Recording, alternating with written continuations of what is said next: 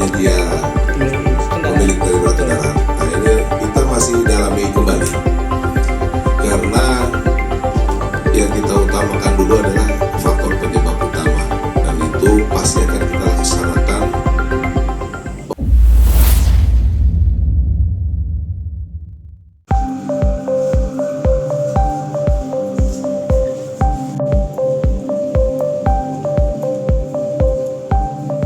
Sopir truk trailer bermuatan dus dengan nomor polisi B9940JIN, Rouf yang berusia 43 tahun, menjadi tersangka kecelakaan beruntun yang melibatkan 17 kendaraan di ruas jalan tol Cipularang kilometer 92B.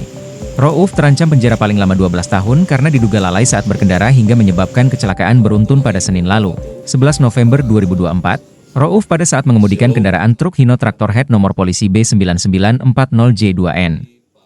Dengan kecepatan 50 hingga 60 km per jam dengan kondisi gigi perseneling berada di posisi 5. Demikian Kabid Humas Polda Jabar, Kombes Julius Abraham Abbas saat konferensi pers di Mapolres Purwakarta.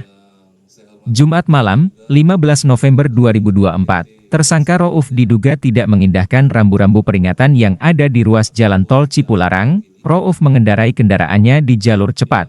Setibanya di TKP saat melaju di jalan yang menikung dan menurun diduga kurang antisipasi. Selanjutnya menabrak beberapa kendaraan yang sedang melaju pelan karena sedang terjadi antrian. Dia tidak mengindahkan rambu-rambu yang ada, seperti mengurangi kecepatan saat jalanan menurun dan melintas di lajur kiri untuk truk. Terlebih saat kejadian, hujan sudah mengguyur wilayah tersebut, seharusnya sopir melintas secara perlahan karena jarak pandang yang terbatas. Akibat tabrakan tersebut, korban mencapai 30 orang ditambah dengan kerusakan parah yang dialami 17 kendaraan.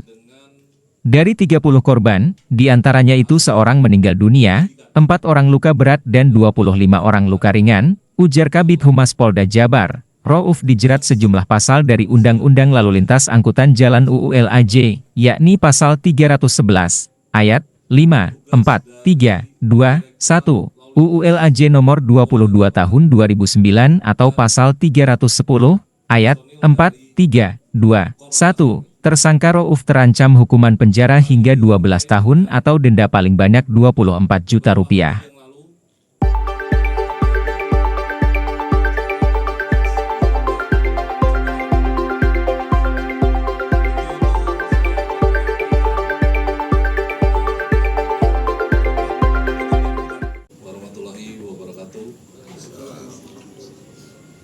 Shalom, salam kebajikan, selamat malam.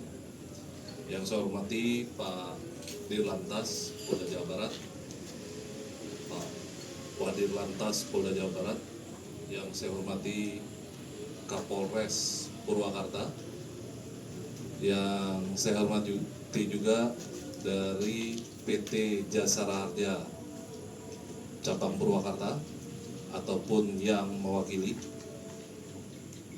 yang juga saya hormati perwakilan dari Rumah Sakit Abdul Rajak Purwakarta, dan tentunya rekan-rekan insan pers yang hadir pada press conference hari ini, Jumat tanggal 15 November 2024. Rekan-rekan sekalian, pada malam hari ini kami akan menyampaikan terkait dengan hasil penyelidikan yang telah dilakukan oleh petugas kepolisian dari Polres Purwakarta, petugas dari Direktorat Lalu Lintas Polda Jawa Barat, dan personil dari Korlantas Polri. Hal ini terkait dengan beberapa hari yang lalu telah terjadi kecelakaan lalu lintas di tol Cipularang. Untuk itu saya akan menyampaikan yang pertama terkait dengan tempat kejadian perkara. Untuk tempat kejadian perkaranya berada di Jalan Tol Cipularang, kilometer 92.200. jalur B, Kampung Batu Datar, Desa Cibodas, Kecamatan Sukatani, Kabupaten Purwakarta. Sedangkan terkait dengan waktu kejadian, yaitu pada hari Senin, tanggal 11 November 2024, sekitar pukul jam 15.10 waktu Indonesia Barat. Adapun kronologisnya dapat saya sampaikan bahwa telah terjadi kecelakaan lalu lintas pada hari Senin tanggal 11 November 2024 sekitar jam 15.10 waktu Indonesia Barat di Jalan Tol Cipularang kilometer 92.200 telah melakukan olah TKP dengan menggunakan metode TAA serta melakukan ram cek terkait dengan kondisi kendaraan dan dokumen kelayakan jalan kendaraan, serta telah dilakukan pemeriksaan terhadap kurang lebih 13 orang saksi dan 2 ahli. Dari hasil olah TKP ditemukan bekas rem yang dicurigai merupakan bekas rem truk trailer. Letak bekas rem berada 200 meter sebelum titik tabrak. Panjang bekas rem 30 meter. Ditemukan kumpulan jejak bekas terjadinya kecelakaan beruntun di TKP. Persneling truk trailer sesaat setelah kejadian pada posisi persneling 5. Terlihat di dashboard mobil indikator tekanan angin rem bagian depan dan belakang pada posisi bar ketiga. Kemudian dari hasil ram cek, yang pertama dari APM Hino ditemukan tidak ada kebocoran angin pada sistem rem, brake valve, relay valve, brake chamber dalam kondisi baik sebelum kecelakaan. Jarak kampas rem dengan tromol pada bagian roda sebelah kiri 0,70 mm. Jarak kampas rem dengan tromol pada bagian roda sebelah kanan belum dapat diperiksa. Jarak kampas rem dengan tromol pada bagian roda sebelah kiri dan kanan roda belakang tidak dapat dicek karena pada saat evakuasi sudah dilakukan perubahan. Ada indikasi terjadi kampas rem pernah terlalu panas karena berubah warna. Kompresor bersih dalam kondisi baik, tidak terdapat cairan oli. Kondisi sambungan saluran rem dari mobil penarik dan kereta gandeng dalam posisi baik.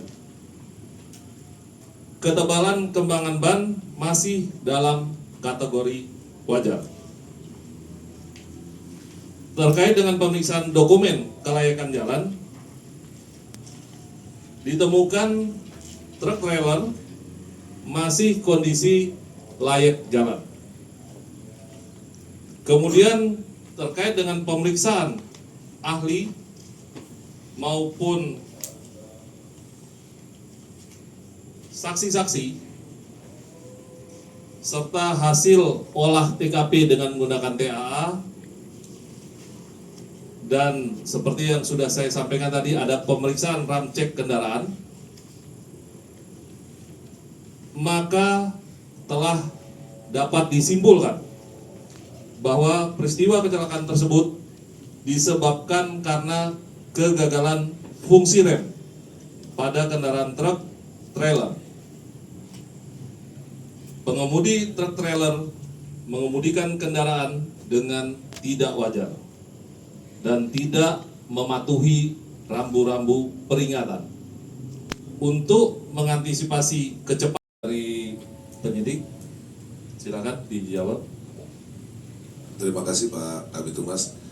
Terkait dengan rambu-rambu yang ada di tol Cipularang, khususnya sebelum tempat kejadian perkara, jadi ada beberapa rambu yang menjelaskan terkait dengan satu, adanya turunan panjang, yang kemudian kedua untuk menurunkan kecepatan, ketiga untuk hati-hati, keempat juga untuk menggunakan persen yang rendah, yang kelima truk ataupun dengan kendaraan yang besar itu berada tetap di lajur kiri. Jadi itu sudah sangat banyak sekali rambu-rambu peringatan bahwa jalur tersebut adalah jalur menurun. Jadi seyogianya untuk pengemudi sudah menurunkan kecepatan dan berhati-hati. Itu yang wajarnya karena sudah ada peringatan juga. Demikian. Perbaikan jalan di kilometer 91 kalau nggak salah, apakah rambu peringatan ada perbaikan jalan itu terlalu pendek, dan kemarin pas olah TKP saya lihat diperpanjang sampai 90 km 93, apakah itu juga menjadi faktor penyebab sehingga supir tidak bisa mengantisipasi? Dan kedua, untuk perusahaan angkutan ini sudah dilakukan pemeriksaan dan status seperti apa? Apakah ada kelalaian juga dari perusahaan tidak merawat kendaraannya? Itu Pak. Baik, silakan dijawab Pak Dirlantas. Bentar ya, satu-satu ya. Kalau saya lihat itu ada 3 pertanyaan. Yang pertama terkait dengan pertanyaan apakah karena ada perbaikan jalan ini berpengaruh kepada pengereman ataupun kewaspadaan daripada pengemudi. Jadi yang perlu rekan-rekan pahami, jadi kewajaran sesuai dengan pasal 311 tadi itu, tata cara mengemudi yang baik dan benar. Dia yang satu adalah harus mematuhi rambu-rambu aturan yang ada.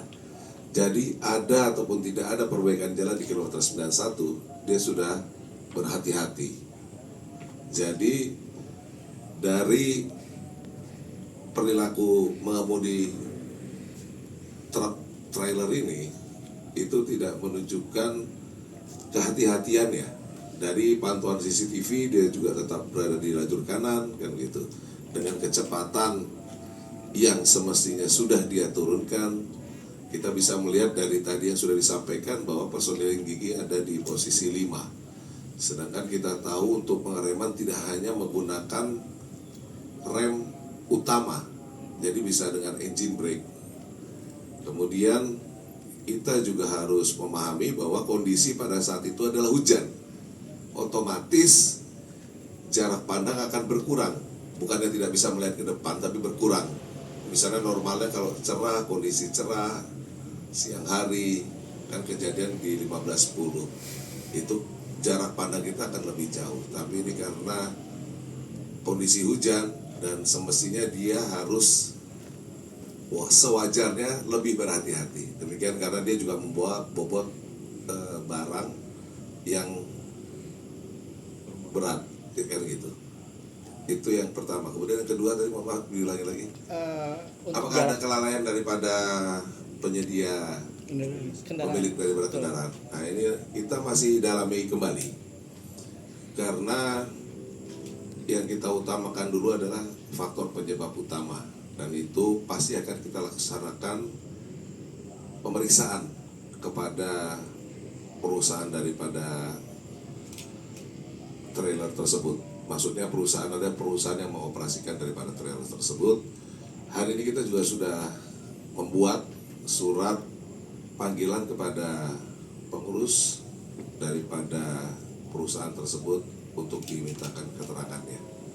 Jadi harap bersabar, nanti akan kami sampaikan hasil daripada pemeriksaan selanjutnya. Kemudian yang ketiga tadi apa ya? Jarak rambu-rambu terlalu jalan pendek atau rambu-rambu. gimana? Jadi Diperpanjang. kita sudah panjang ya. pahami bersama ya. Jadi rambu-rambu yang sudah ada itu lebih dari cukup kalau menurut kami. Dan kemudian terkait dengan rambu-rambu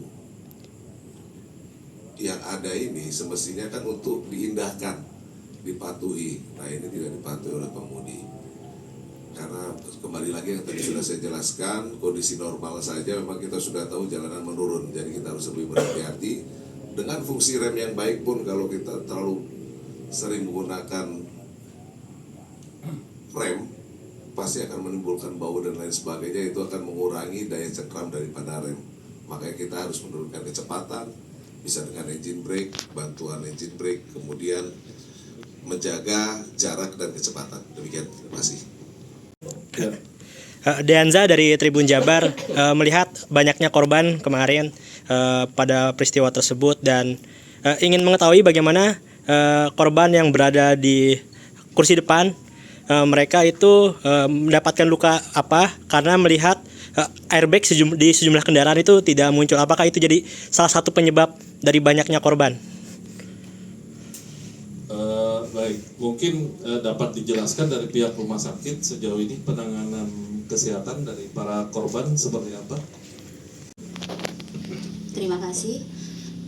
Terkait untuk di awal adalah di mana jumlah dari seluruh korban itu di 30 korban, kemudian 1 diantara yang meninggal dan selebihnya adalah dengan luka, di mana peserta korban dengan luka-luka tersebut itu dilakukan perawatan di Rumah Sakit Abdul Razak Purwakarta.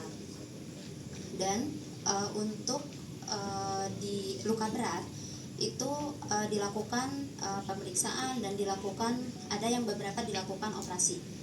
Nah kemudian sampai dengan saat ini dua diantaranya itu pasien masih dalam perawatan saat ini, perawatan rawat inap dan sudah dilakukan operasi.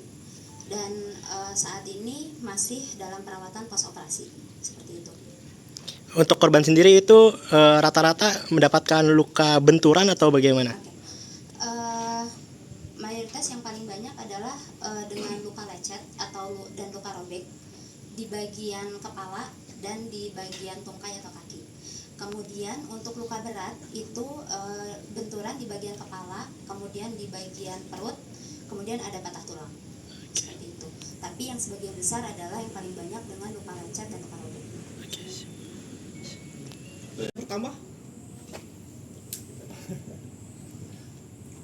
Jadi terkait dengan kemungkinan tersangka akan bertambah, ini kan terus masih berjalan kita ya proses penyidikan.